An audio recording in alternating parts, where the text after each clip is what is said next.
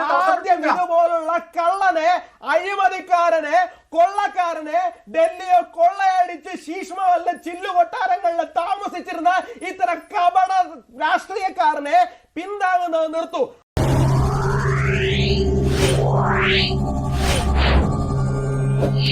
ബിജെപിയുടെ നരേന്ദ്രമോദി എന്തോരും പല സത്യമായി പറഞ്ഞാൽ ഗീർവാണങ്ങൾ അടിക്കുന്നുണ്ട്. അദ്ദേഹം കൊച്ചിയിൽ പറയുകയാണ് 56 ഇഞ്ചുണ്ട്, അല്ലെങ്കിൽ നിവർന്നു പറയുകയാണ് പല കാര്യങ്ങളും ചെയ്യുമെന്ന്. നോട്ട് നിരോധനത്തെ പറ്റി നമ്മൾ കേട്ടോ, ഞാൻ ആ വിഷയത്തിലേക്ക് ഒന്നും പോകുന്നില്ല. പക്ഷെ പെട്രോളിന് വില കുറയ്ക്കുമെന്ന് പറഞ്ഞു, ഗ്യാസിന് വില കുറയ്ക്കുമെന്ന് പറഞ്ഞു, നോട്ട് നിരോധനം ശക്തമായിട്ടും ശരിയല്ല എങ്കിൽ എന്നെ ചുട്ടുകൊണ്ടുകൊള്ളാൻ പറഞ്ഞു.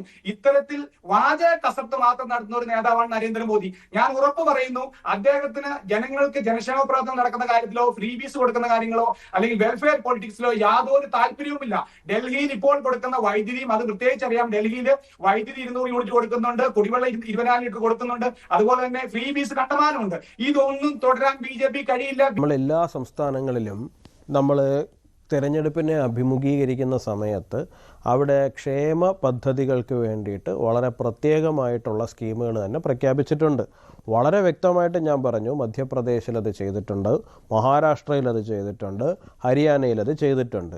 ഈ ഉത്തരം താങ്ങുന്ന പല്ലി എന്നൊക്കെ പറയുന്നത് പോലെ തന്നെ ഞാനിത് താങ്ങിപ്പിടിച്ചിരിക്കുന്നത് കൊണ്ടാണ് ഈ മേൽക്കൂര ഇവിടെ നിലനിൽക്കുന്നത് എന്നുള്ള അർത്ഥത്തിൽ ഡൽഹിയിൽ വന്നപ്പോൾ മാത്രം ബി ജെ പിക്ക് ഇത് പ്രഖ്യാപിക്കേണ്ടി വന്നു. സാറേ, ഡൽഹിയിൽ മാത്രമല്ല, ബി ജെ പി ഓരോ സംസ്ഥാനങ്ങളിലും തിരഞ്ഞെടുപ്പിനെ അഭിമുഖീകരിക്കുന്ന സമയത്ത് ക്ഷേമ പദ്ധതികൾ നമുക്ക് എന്താണോ ചെയ്യാൻ പറ്റുന്നത് അത് ജനങ്ങളുടെ മുമ്പിലോട്ട് വെച്ചിട്ട് തന്നെയാണ്, പ്രകടന പത്രികകളിൽ വെച്ചിട്ട് തന്നെയാണ് മുമ്പോട്ട് പോയിരിക്കുന്നത്. അല്ല, ഞാൻ പറയട്ടെ, എൻ്റെ പൊന്ന് മാഷെ, മധ്യപ്രദേശിൽ ഡൽഹി കണ്ടിട്ടാണോ ഞങ്ങൾ ചെയ്തത്? മധ്യപ്രദേശിൽ ഞങ്ങൾ ചെയ്തില്ലേ? മഹാരാഷ്ട്രയിൽ ഞങ്ങൾ ചെയ്തില്ലേ? ഹരിയാനയിൽ ഞങ്ങൾ ചെയ്തില്ലേ? പിന്നെ നിങ്ങളെന്തിനാ, അതാ ഞാൻ പറഞ്ഞു, നിങ്ങൾ ഉത്തരം താങ്ങുന്ന പല്ലിയാകാതെ നിങ്ങളെ കണ്ടുകൊണ്ടാണ് ബാക്കിയുള്ളവരെല്ലാവരും കോഴി കൂവുന്നതുകൊണ്ടാണ് സൂര്യൻ ഉദിക്കുന്നതെന്ന് പറയുന്ന പോലെ നിങ്ങളെ കണ്ടുകൊണ്ടാണ് ബാക്കി എല്ലാവരും ചെയ്യുന്നതെന്നൊക്കെ പറഞ്ഞു കഴിഞ്ഞാൽ നിങ്ങൾ എന്താ ചെയ്യുന്നതിന്? നിങ്ങൾ ചെയ്തതിന്റെ ഫലമാണ് ഇപ്പൊ നിങ്ങൾ അവിടെ അനുഭവിച്ചുകൊണ്ടിരിക്കുന്നത്. അടിച്ചിറക്കി വിട്ടില്ലേ? മുഖ്യമന്ത്രി ഉൾപ്പെടെ തോറ്റില്ലേ? ഞാൻ ചോദിക്കട്ടെ, കേജ്രിവാൾ ഉൾപ്പെടെ തോറ്റില്ലേ? സഹോദര, കേജ്രിവാൾ ഉൾപ്പെടെ തോക്കുന്ന സാഹചര്യം ഉണ്ടായില്ലേ? അരവിന്ദ് കേജ്രിവാൾ ഉൾപ്പെടെ തോറ്റില്ലേ? അഴിമതിക്കെതിരെ പ്രസംഗിക്കാമെന്ന് 70 ദിവസം ജയിലിൽ കിടന്നിട്ടുള്ള ഒരു നേതാവ് എന്ന് പറയുന്നത് അരവിന്ദ് കേജ്രിവാൾ എന്നാണ്. ലോകത്ത് വേറെ ആരും ഉണ്ടാവില്ല. അഴിമതിക്കെതിരെ ഒരു രാഷ്ട്രീയ പാർട്ടി തുടങ്ങിയിട്ട് ഏറ്റവും അവസാനം അഴിമതി കേസിൽ തന്നെ ജയിലിൽ പോകുന്ന നാണക്കേടുണ്ടായിട്ടുള്ള ഇന്ത്യയിലെ ഒരേ ഒരു മുഖ്യമന്ത്രി എന്ന് പറയുന്നത് അരവിന്ദ് കേജ്രിവാൾ ആയിരിക്കും, അല്ലാണ്ട് മറ്റാരും ആയിരിക്കില്ല. അതുകൊണ്ട് വെറുതെ ഇരുന്നുകൊണ്ട് ഈ ഗീർവാൺ അടിക്കുക നമ്മളെ ഗീർവാൺ അടിക്കുന്നത് നിങ്ങളുടെ നേതാവായിരുന്നു സാറേ. അതുകൊണ്ടാണ് തോറ്റുപോയത്. അതുകൊണ്ടാണ് ഒരു രാഷ്ട്രീയ പാർട്ടി തെരഞ്ഞെടുപ്പ് നോക്കുന്നതൊക്കെ നമുക്ക് മനസ്സിലാവും സാറേ. ഒരു രാഷ്ട്രീയ പാർട്ടി തെരഞ്ഞെടുപ്പ് നോക്കുന്നതൊക്കെ മനസ്സിലാവും. നിങ്ങളുടെ രാഷ്ട്രീയ പാർട്ടി ഉണ്ടാക്കി അതിന്റെ മുഖമായിരുന്ന ആള് തന്നെ തോറ്റുപോയി. എന്നിട്ട് നിർത്താറായില്ലേ? ഗീർവാൺ അടി കാരണമാണ്.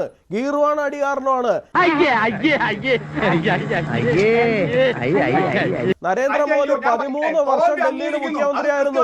തോൽപ്പിക്കാൻ നിങ്ങൾക്ക് സാധിച്ചോ? കഴിഞ്ഞ 10 വർഷമായിട്ട് അദ്ദേഹം പ്രധാനമന്ത്രിയാണ്.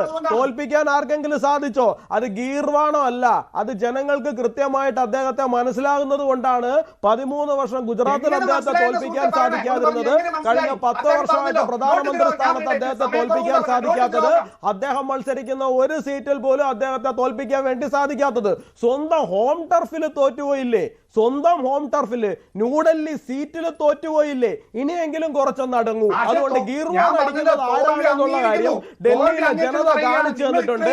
ഇനിയെങ്കിലും പോയി അത് കണ്ടിട്ട് പഠിക്കാൻ പറയൂ. പിന്നെ ഞാനൊരു കാര്യം ചോദിക്കട്ടെ, ലളിത ജീവിതത്തിന്റെ അപ്പോസ്തലനെന്ന് പറഞ്ഞു വന്ന മനുഷ്യൻ ഈ ചില്ലുകൊട്ടാരത്തിൽ താമസിക്കുന്ന സാഹചര്യം ഉണ്ടായത് എങ്ങനെയാ സാറേ? ഡൽഹിയിലെ ജനത ഇത് മുഴുവൻ കണ്ടോണ്ടിരിക്കുകയാന്നേ. അയ്യോ, 38 സൈസ് ഷർട്ട് ഇടേണ്ട ആള് 42 സൈസ് ഷർട്ട് ഇടുള്ളൂ. എന്തിനാ? കോമൺ മാൻ ആണെന്ന് കാണിക്കാൻ വേണ്ടിട്ട്. ഇപ്പൊ 42 തികയില്ല, 44 ഇടേണ്ട അവസ്ഥയിലേക്കാണ് ആള് പോകുന്നത്.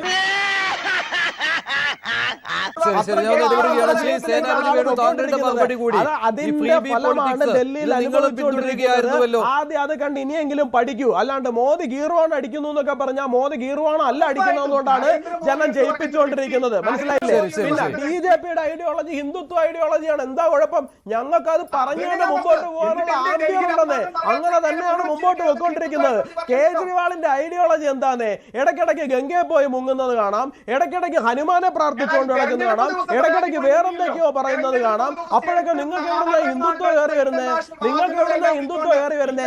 നിങ്ങൾക്ക് ആദ്യം സ്വന്തമായിട്ടൊരു ഐഡിയോളജി ഉണ്ടാകുന്നേ, നിങ്ങൾക്ക് ആദ്യം സ്വന്തമായിട്ടൊരു നിലപാടുണ്ടാകുന്നേ. ഒരു നിലപാടുമില്ല, ഐഡിയോളജി ഇല്ല.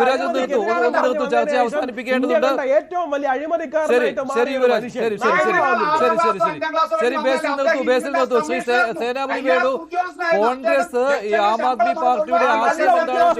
അഴിമതിക്കാരനായ ഉദ്യോഗസ്ഥനായിരുന്നു. അരവിന്ദ് കെജ്രിവാളിന് മാത്രം ഡൽഹിക്ക് പുറത്തേക്ക് ട്രാൻസ്ഫർ കിട്ടില്ല.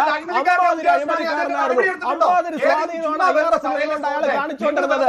ആ അഴിമതി മുഖ്യമന്ത്രി കസേരയിൽ വന്നിരുന്ന് കാണിക്കാൻ തുടങ്ങിയപ്പോ പിടിച്ചകത്തിട്ടു. അത്രേ ഉള്ളൂ.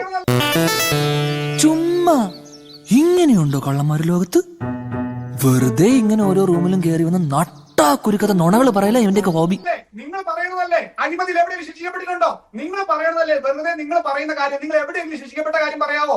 അദ്ദേഹം ലക്ഷങ്ങൾ ശമ്പളം വാങ്ങിയിരുന്ന അദ്ദേഹം 10-15 വർഷം ഡൽഹിയിലെ ചേരികളിൽ ജനങ്ങളോടൊപ്പം പ്രവർത്തിച്ചു കിടന്നു. അദ്ദേഹത്തിന് ഈ മുഖ്യമന്ത്രി 15 വർഷം ഡൽഹിയിൽ തുടർച്ചയായിട്ടിരുന്ന ഒരു IRS ഉദ്യോഗസ്ഥനെ കാണിച്ചു തരാമോ ട്രാൻസ്ഫർ വാങ്ങിക്കാതെ?